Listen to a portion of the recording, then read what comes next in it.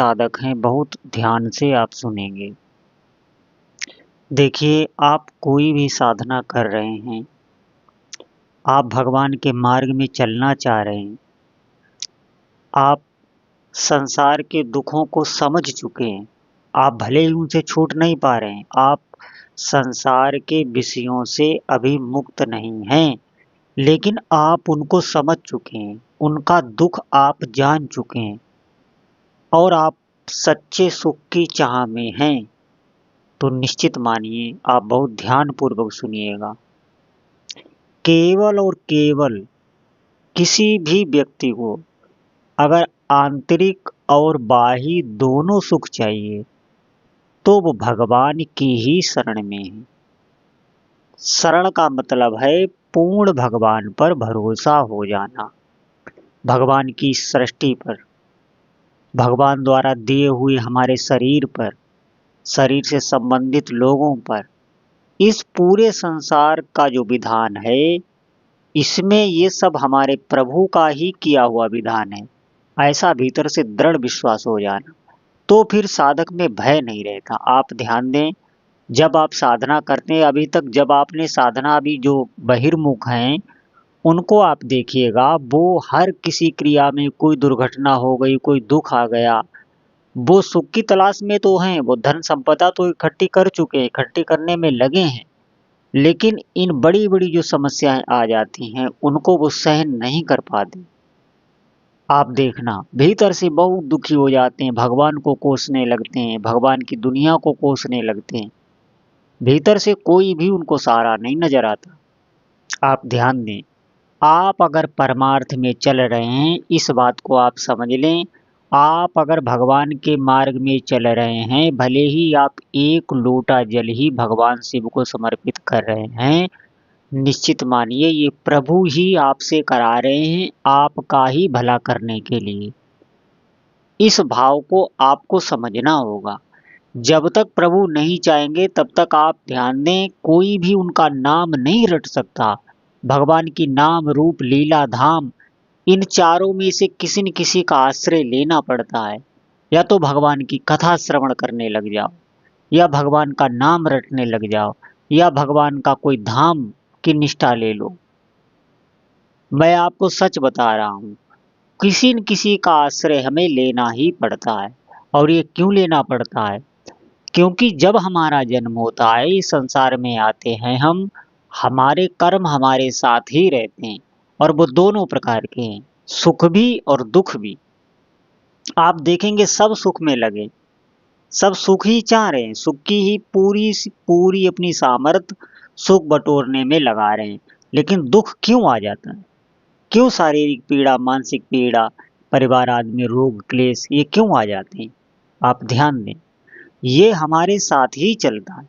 लेकिन अगर आप साधना कर रहे हैं प्रभु की, तो थोड़े समय बाद ही, थोड़े समय का मतलब मैं इसलिए कहता हूँ कि भगवान में भरोसा हो जाता है भक्ति करने से।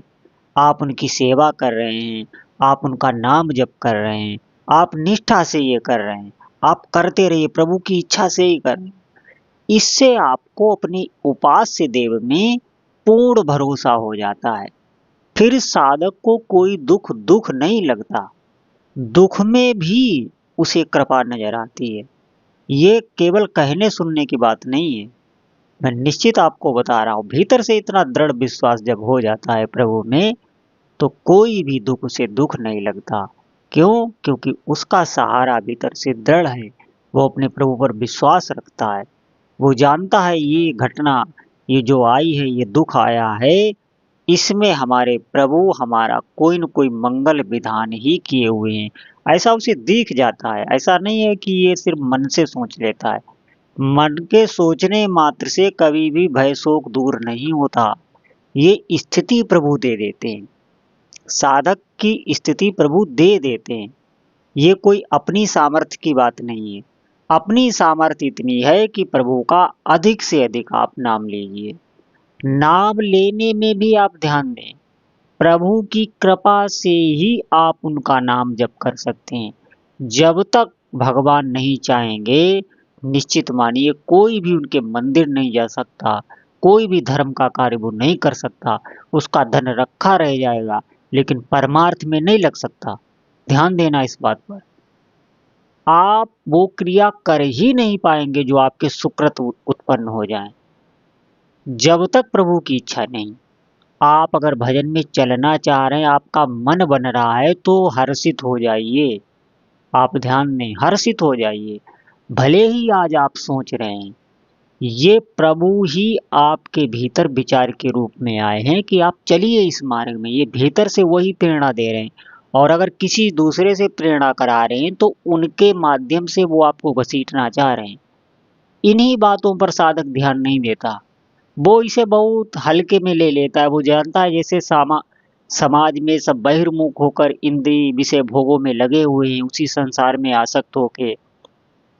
मेरे कहने का मतलब ये नहीं है ये सब आपको छोड़ देना है, लेकिन आपके भीतर जो चिंतन प्रभु का होता रहेगा, जो भाव होता रहेगा, हर कार्य में आप अपने प्रभु को देखेंगे, हर अपना कार्य उनसे जोड़ देंगे, तो फिर भीतर जो आनंद रहता है, निश्चित मानिए धीरे धीरे यही इसी को सिद्धि कहते हैं। यही भाव जब सिद्ध हो जाते हैं, जब इसे साधक को ये भाव करने नहीं पड़ते, जैसे संसारिक आप देखना, हमें चिंतन करना नहीं पड़ता। संसारिक क्रियाओं में, जिन क्रियाओं में हम लिप्त हैं, उनके बारे में हमें माला लेके बैठना नहीं पड़ता। ऐसे ही जब ये भागवतिक जितने भी विचार हैं, भाव हैं, ये जब दृढ़ हो जाते हैं, इनके लिए हमें कोई श्रम नहीं करना पड़ता, स्वतः ये होते हैं, तो उसी को सिद्ध कहते हैं।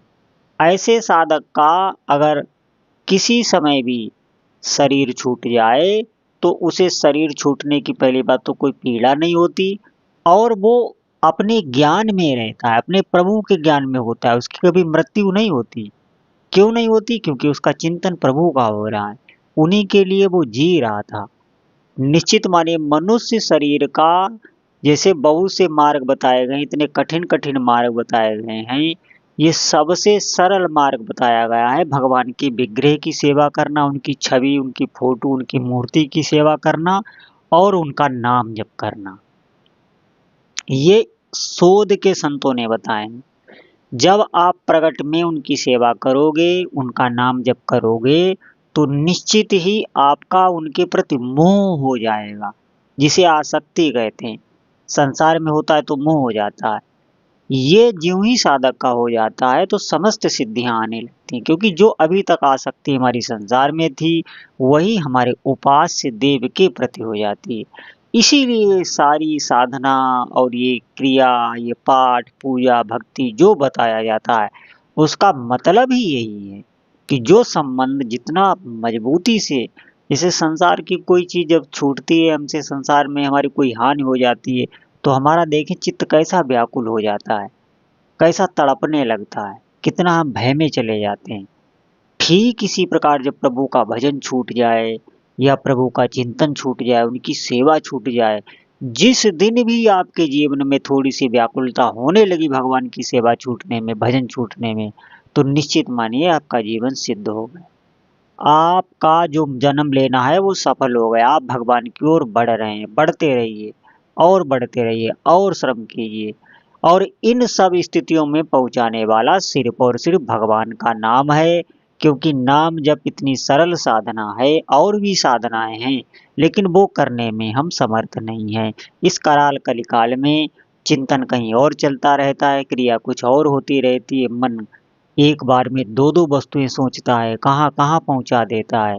निश्चित मानिए सब अस्त व्यस्त है, इसीलिए नाम को पकड़ना है। नाम जब आपको बाहर और भीतर से निर्मल कर देगा। आप निश्चित श्रम जितना करना है वो भगवान के नाम जप में करें। आज से जो साधक सुनना आरंभ करें, किया है जिन्होंने, वो आज से ही भगवान के नाम जप में श्रम करें, अधिक से अधिक श्रम करें।